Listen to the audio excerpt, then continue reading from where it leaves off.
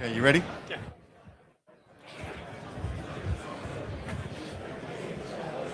Okay, ladies and gentlemen, welcome to the afternoon session of Supplier Spotlights on the innovation stage.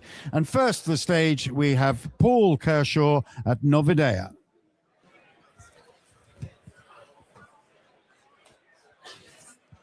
Thanks very much. Thanks for being here. It's appreciated. A select few. Select, definitely. Okay, I'm not going to do a pitch. You'll be pleased to know I'm hopefully going to give you some insight into how AI works and how you can use it to find out what's going on in our industry. So we've all been to the AI presentations, the AI conferences. We hear the promises made, the guarantees sometimes, promising the world. And we spend a lot of time in the marketplace advising clients on how to use AI to make the best of it. This time we thought we'd flip it. And we thought we'd ask an AI model what it's really like in the London market. This is the prompt we used for ChatGPT. Now, for those of us who are becoming more au fait with using LLMs like ChatGPT, it's important to get the wording right, the prompt itself, including the caveats. So we chose these real roles. So run against broker job description, operations, technician role, and claims role. We asked ChatGPT what really goes on in their day-to-day lives, their day-to-day jobs. Caveats being not job description, not what they're going to be doing in 5 years' time, but what they're doing today. The results were surprising. We expected effectively a job summary per role. With that wording in the prompt, what we got was a list of jobs within each role, quite a considerable list for each role. And then we started looking a bit harder, and we saw patterns in what was being given to us in terms of the job roles. 5 things, those 5 things came out clearly for every role. So that is manual reconciliation, being the link between the agencies in the value chain, validating data using experience, not actually trusting the platform, recreating audit trails and bringing institutional knowledge, their knowledge of their business to bear, rather than just trusting the platform or trusting the data. It discovered expertise being used to compensate for fragmentation. That's the way that I would summarize this. People essentially acting as human APIs. So this isn't a criticism. This is how complex our London market really is. London market experts are being co-opted to become human APIs, to be the link between legacy systems. The people that we have in this market are really smart. We shouldn't be using AI to replace smart people. This is about enabling those smart people to share their expertise. And the best way of doing that is to adopt a single platform, so they're not doing all those jobs that we've just described. So those people spend less time stitching together legacy platforms and more time giving their intelligence back to the business. Now, I think that's a conversation well worth having. We are just out in the hall, just around the corner at our stand. If you'd care to have a chat, I'd love to talk to you. Thanks for your time. Thank you, Paul. And next up, from Unitary, we have Sasha Haco.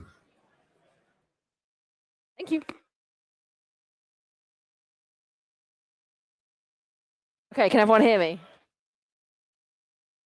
Cool, brilliant. So I'm Sasha. I'm one of the co-founders and the CEO of a business called Unitary. We're an automation company, and we've spent the last 7 years figuring out how we can automate really manual processes across janky old legacy systems without requiring any big transformation projects at all. So I want to just talk for 2 minutes and 30 seconds on how you can automate workflows even when your systems are not designed for automation.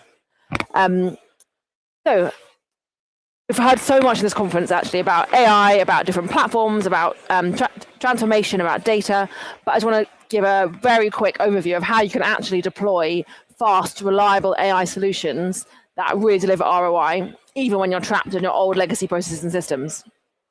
So everyone's talking about AI, it's really exciting, it's super powerful, and it's absolutely what you need to be making like those hard human decisions. The challenge with AI is that if you do the same thing over and over again, you're not going to get the same answer every single time. And so in order to get that repeatability and predictability, you need to use software. So you need to have some sort of combination of both software and AI to automate your process. And what we see is really critical as well as having human oversight. So these sort of three ingredients together is what we see is the sort of makes up for the best way to deliver automation. My business Unitary have developed what we call virtual agents. So virtual agents are a bit like robust AI workers that are made up of a combination of AI, software, and humans in the loop that actually work in your existing tools and systems. So they'll log into Acturus, they'll log into Guidewire, just with all they need is usernames and passwords, like user accounts to get started. So it's like hiring a new employee.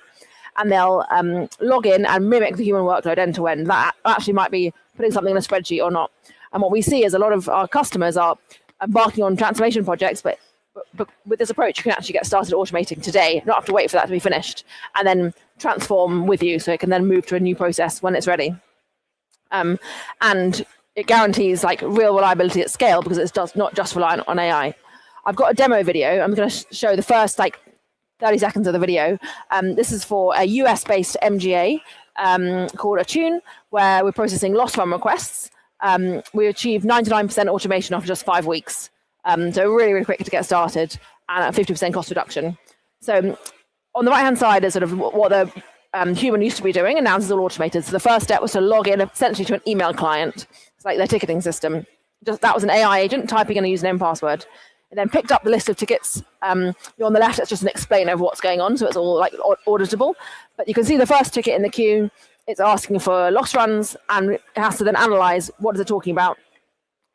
Is it a loss run, or is this a cancellation or renewal or something else? Given that, it has to then follow the process for a loss run, which involves logging into Guidewire, doing lots of different tasks. Anyway, I can see my time is up, but hopefully you get the idea. Please do come and talk to us. We've got a stand. Come and see us at Unitary. Thanks so much. Thank you, Sasha, and welcome to TINtech London Market. Okay, we have our final speaker on the innovation stage today, Jamie Wilson from Hyperexponential.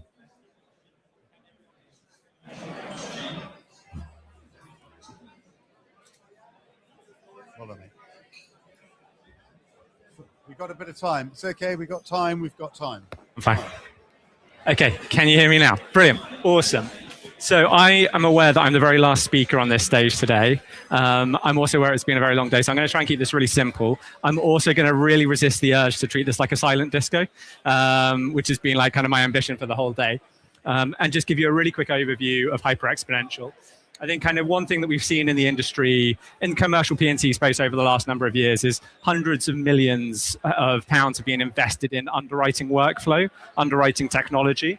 And in reality, the outcomes haven't really married up at times to kind of the amount that's been invested, both from kind of effort as well as financial.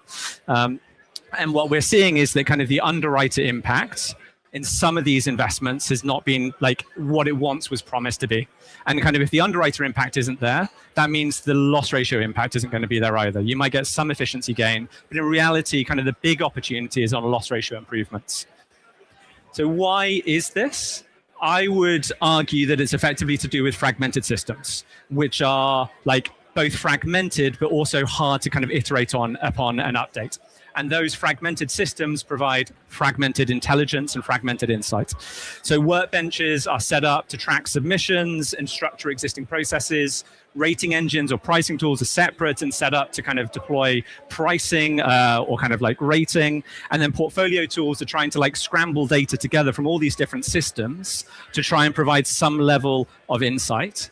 And all of this fragmentation leads to pain.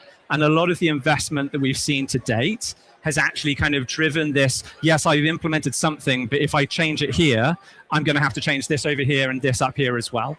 And so with Hyperexponential, this is the problem that we're effectively trying to solve for. The HX platform is at the core of itself kind of a pricing and underwriting platform. We can take you entirely from submission to decision incredibly quickly. And you'll be able to see more of this at the stand if you're interested.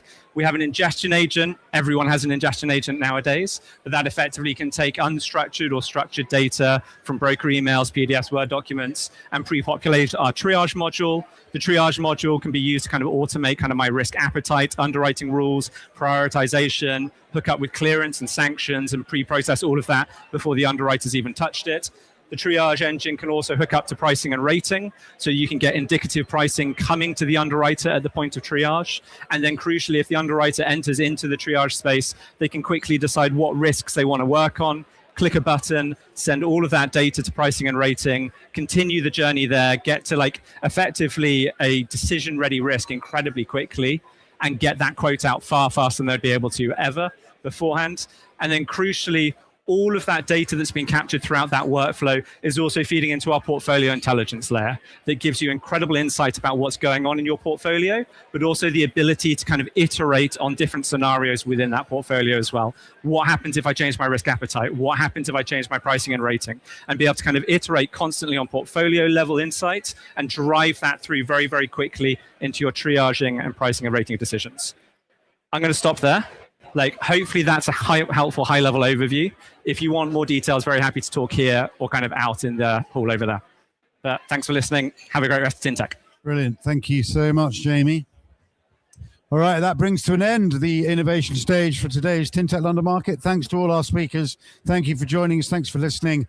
And the breakouts are starting in about 3 or 4 minutes' time. If you don't know where you're going, ask me. And thank you to the man on AV.